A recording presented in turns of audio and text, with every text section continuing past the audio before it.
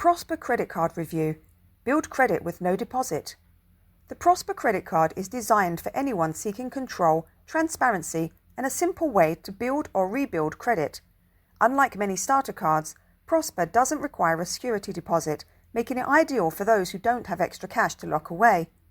The card has no annual fee for the first year if autopay is enabled, keeping costs low as you get started. After the first year, the annual fee is $59, so it's important to weigh whether the card's benefits justify the ongoing cost.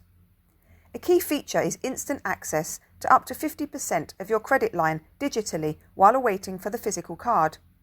Credit limits range from $500 to $3,000, with potential increases over time through responsible usage.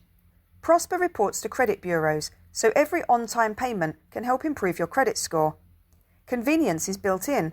The mobile app allows easy tracking of spending, managing payments, and provides insights into your financial habits.